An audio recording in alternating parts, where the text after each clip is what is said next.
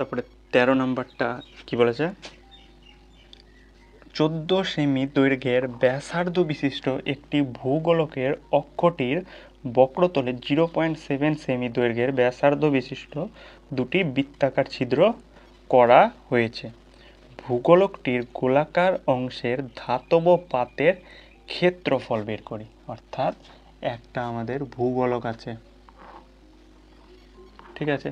এবার এই ভূগোলকের এখানে একটা ছিদ্র আছে, ঠিক তার নিচে একটা ছিদ্র আছে। এই যে এই ভূগোলকটা আছে, যে এই ভূগোলকটার কি বলে দিয়েছে, ব্যাসার্ধ। হ্যাঁ, এই ভূগোলকটার ব্যাসার্ধ 14 আমাকে বলে দিয়েছে।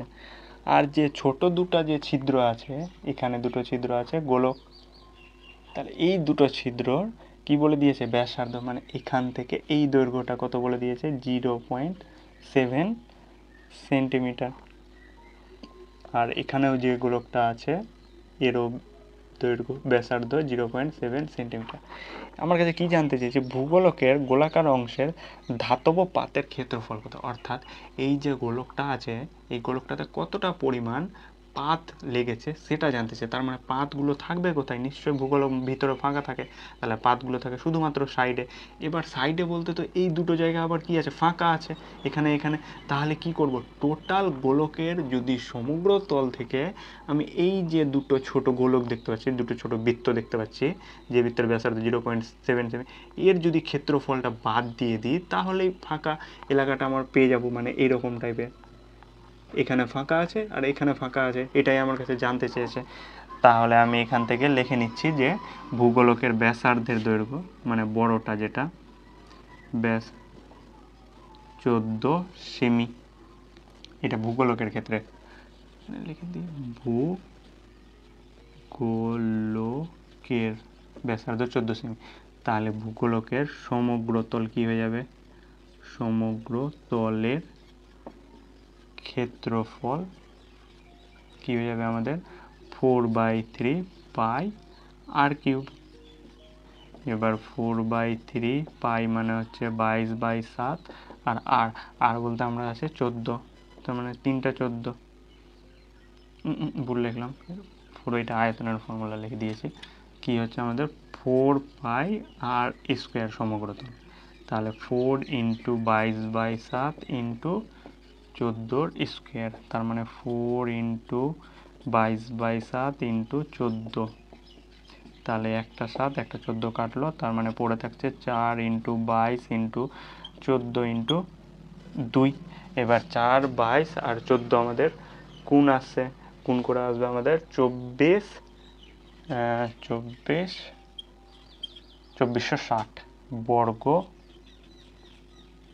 সেমি।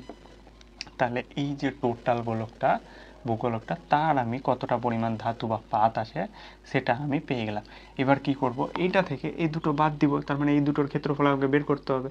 তাহলে কি লিখবো, এখানে লিখবো যে এখানে বক্রতল যে দুটি বৃত্তাকার ছিদ্র আছে, কটা ছিদ্র আছে, একটা দুটা, তাহলে লিখছি দুটি বৃত্তাকার ছিদ্রের ক্ষেত্রফল। আমরা কি জানি ফর্মুলা, একটা বৃত্ত যদি ভাবি তাহলে একটা বৃত্তের ফর্মুলা কি হয়, ক্ষেত্রফলের পাই আর স্কোয়ার। এখানে কটা বৃত্ত হয়, দুটো বৃত্ত, ওই জন্য 2 দিয়ে মাল্টিপ্লাই করে দিলে একবারে বেরিয়ে যাবে। তাহলে 2 ইন্টু 22/7 ইন্টু আর, আর বলতে আছে আমাদের 0.7, তার হোল স্কোয়ার। তাহলে এটা 2 ইন্টু 22/7 ইন্টু 0.7/10, দশমিক তুললে আবার এটা 0.7/10। তাহলে আমাদের কি কি একটাও কাটছে, হ্যাঁ একটা 7 একটা 7 কাটছে। তাহলে এটা যদি কাটে 5, এটা 2, এটা 11 আর এটা 5, আর যাবে না। তাহলে উপরে থাকছে 11 ইন্টু 7/25, তার মানে আলটিমেট 77/25, তার মানে 77/25 মানে 3.08 বর্গ সেমি। তাহলে কি পেয়ে গেলাম আমরা, এখানে যে ভূগোলকটা যে ছিল, যে দুটো ছিদ্র আছে তাদের ক্ষেত্রফলটা পেয়ে গেলাম 3.08 বর্গ সেমি। আর টোটালটার আবার পেয়েছিলাম কত, 2460 বর্গ সেমি। এবার আমাকে কি বলেছে, ছিদ্র দুটোর নিশ্চয়ই পাত থাকবে না, এগুলো এলাকা ফাঁকা আছে, তার মানে কি এটা থেকে এটা আমি বাদ দিয়ে দিব, তাহলে সেটাই হয়ে যাবে অ্যান্সার। তাহলে লিখবো ভূগোলকটির গোলাকার অংশের ধাতব পাতের ক্ষেত্রফল, অতএব গোলকটির গোলাকার অংশের ধাতব পাতের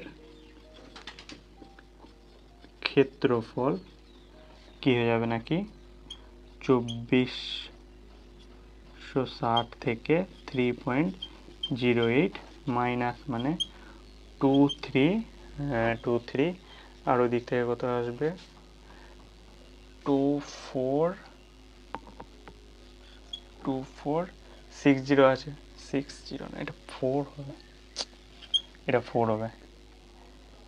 তাহলে চলে আসবে আমাদের 2460.92 বর্গ সেমি। এখানে একটু ভুল ছিল, এটা 4 হবে এই জায়গাটায় 2464। তাহলে টোটাল যে ভূগোলকটা ছিল ওখানে কতটা অংশ ধাতব পাত আছে, তাহলে 2460.92 বর্গ সেমি। তারপরে 14 নাম্বারটা এবার করব।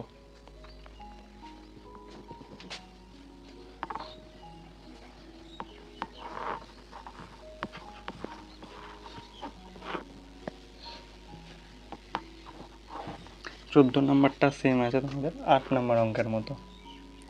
কি বলেছে 8 সেমি দৈর্ঘ্যের ব্যাসার্ধের একটি নিরেট লোহার গোলকে গলিয়ে 1 সেমি দৈর্ঘ্যের ব্যাসার্ধ বিশিষ্ট কতগুলি নিরেট গোলক তৈরি করা যাবে তা হিসাব করে লিখি। তার মানে একটা 8 সেমি ব্যাসার্ধের একটা বড় গোলক আছে। এবার এই গোলকটা নিরেট বলতে লোহা একদম পুরো ভর্তি, একে গলালাম, গলিয়ে এর থেকে যে গোলকগুলো পাবো, অনেকগুলো গোলক পাবো, এমন গোলক পাবো যার ব্যাসার্ধগুলো হবে নাকি 1 করে 1 সেন্টিমিটার। এই গোলকেরও ব্যাসার্ধ 1 সেন্টিমিটার, এই ব্যাসার্ধ 1 সেন্টিমিটার। এরকম আমি কতগুলো ছোট ছোট নিরেট গোলক পাবো সেটা জানতে চেয়েছে। তাহলে আগে বড় গোলকটা লিখে দিই। বড় গোলকের ব্যাসার্ধ সমান 8। তাহলে বড় গোলকের আয়তন মানে আমরা গলাবো কি পোর্শনটা গলাবো, যে আয়তনটা গলবে, টোটাল এলাকাটা গলবে, নিশ্চয়ই শুধু সাইডগুলো গলছে ভিতরগুলো গলছে না, এটা তো না, পুরো আয়তনটা গলবে। তার মানে আয়তন হচ্ছে 4/3 পাই আর কিউ। তার মানে 4/3 ইন্টু পাই বলতে, আচ্ছা পাইকে পাই দিয়ে রাখছি, পাই আর কিউ বলতে 8-এর কিউব, এত ঘন সেমি। এবার ছোট নিরেট গোলকের ছোটগুলো বের করছি। ছোট নিরেট গোলকের ব্যাসার্ধ কত বলেছে 1 সেন্টিমিটার। তাহলে ছোট নিরেট গোলকের আয়তন কি ফর্মুলা 4/3 পাই আর কিউব, আর বলতে 1-এর কিউব, আলটিমেট 4/3 পাই এত ঘন সেমি। তার মানে বড় গোলকের আয়তন পেয়ে গেলাম, আর এই যে ছোট গোলক আছে এই ছোট গোলকের একটা যে কোনো ছোট গোলকের আয়তন পেয়ে গেলাম।